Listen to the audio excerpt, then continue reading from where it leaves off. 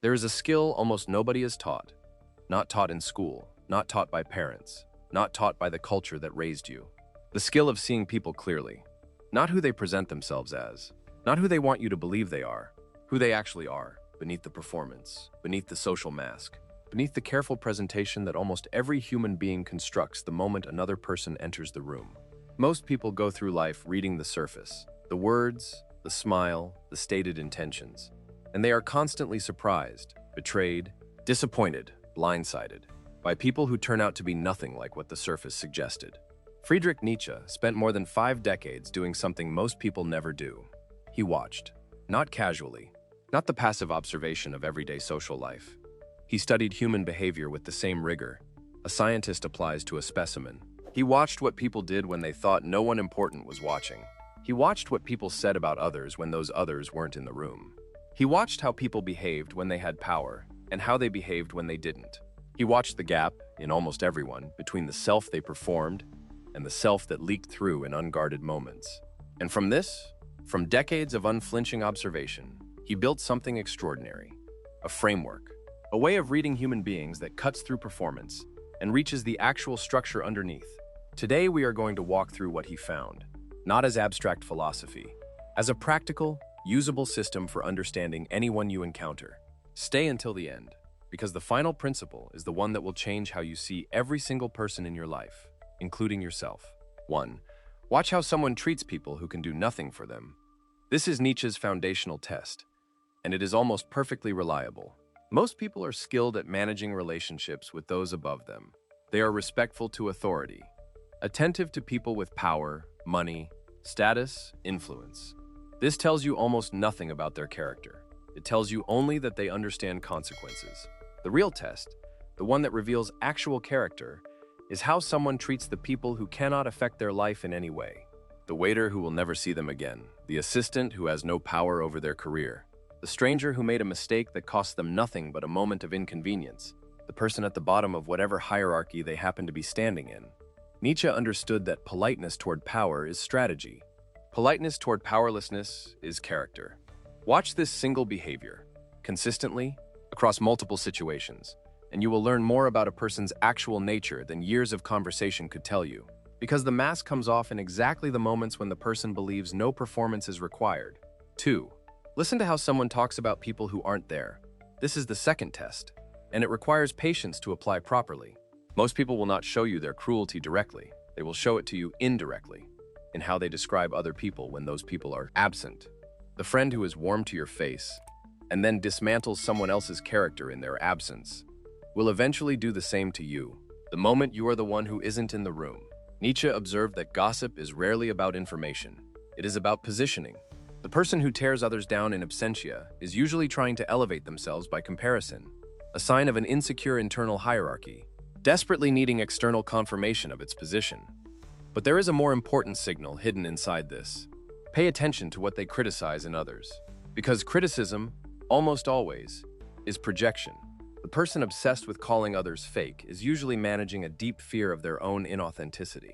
The person who constantly accuses others of being selfish is often justifying their own selfishness by locating it everywhere else first. The person who cannot stop talking about who is using who is frequently the one doing the using. What someone notices in others, repeatedly, reveals what they are wrestling with internally. Listen for the pattern. It is rarely subtle once you know to listen for it. 3. Notice what someone does with small amounts of power. Nietzsche believed that character is revealed not in grand moments but in tiny ones. Specifically, in how people behave the instant they acquire even the smallest amount of power over another person. The driver who becomes aggressive the moment they're behind the wheel. The customer who becomes demanding the moment someone is required to serve.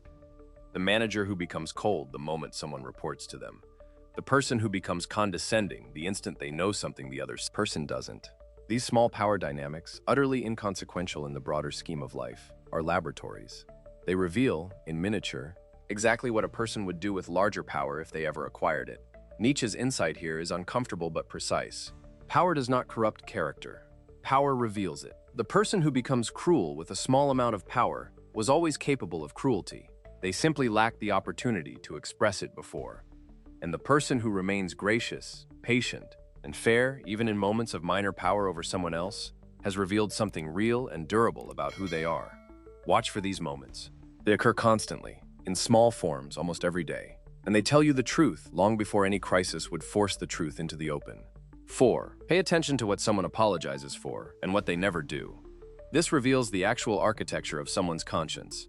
Some people apologize constantly for trivial things, for taking up space, for having needs, for existing inconveniently, and never apologize for the genuinely significant harms they cause. This pattern tells you something specific. Their apologies are not about conscience, they are about social anxiety. They apologize to manage how they are perceived, not because they have done an actual wrong. Watch instead for the rarer pattern.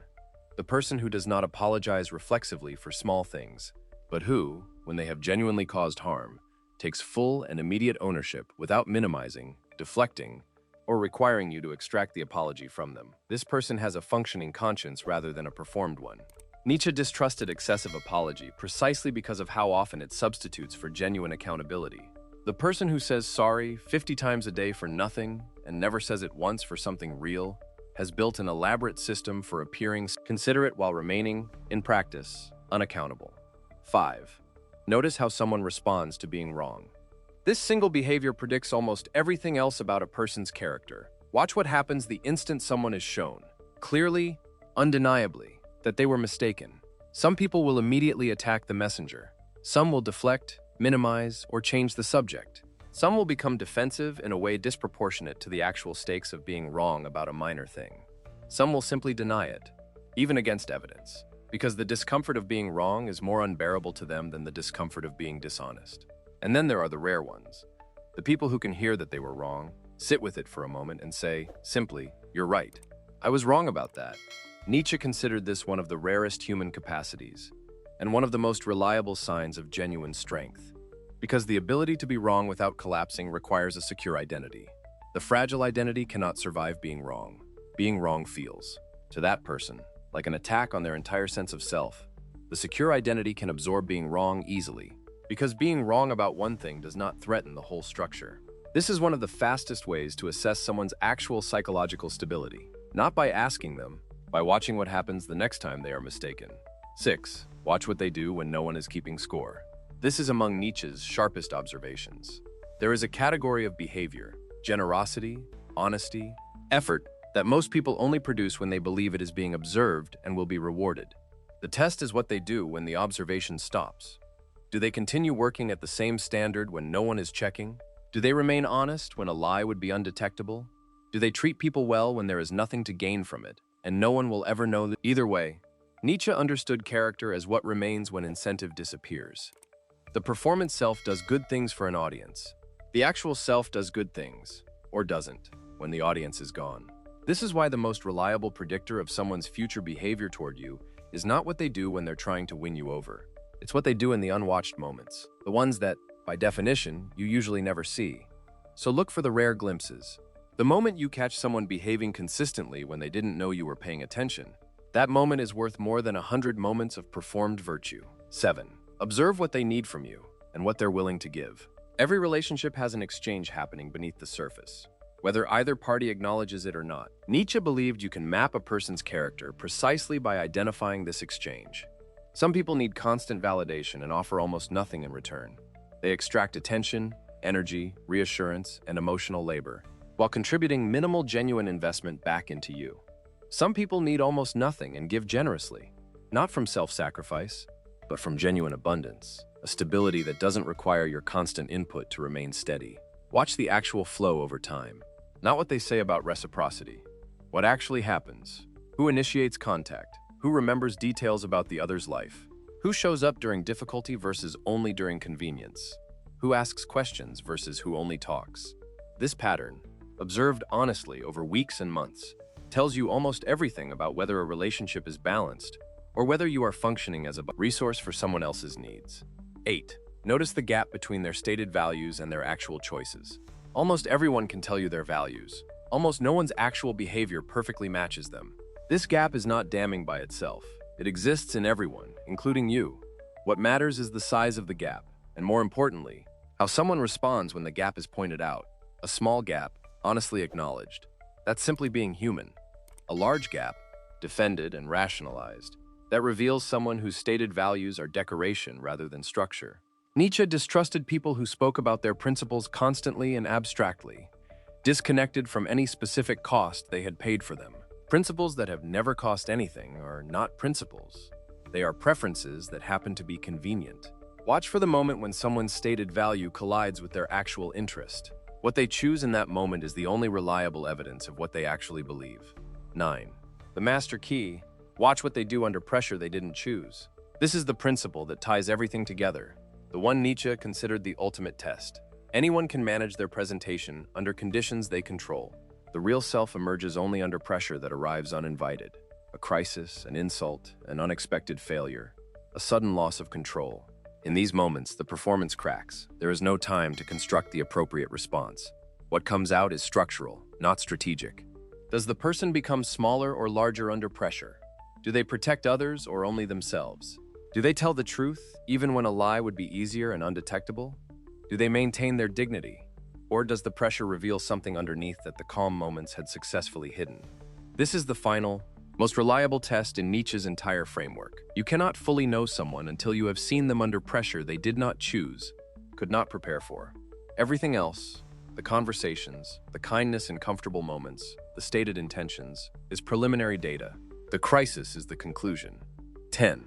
What this means for how you see yourself. Here is the uncomfortable final turn.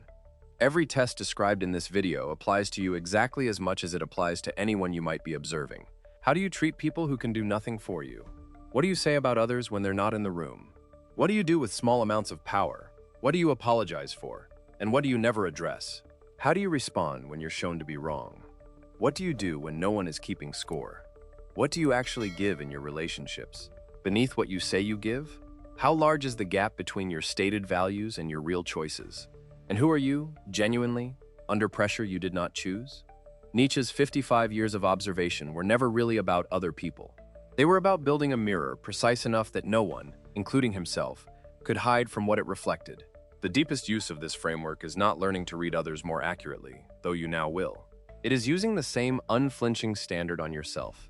Because the person who can see clearly, who has trained their eye on the gap between performance and reality in everyone they meet, eventually loses the ability to deceive themselves with the same tricks.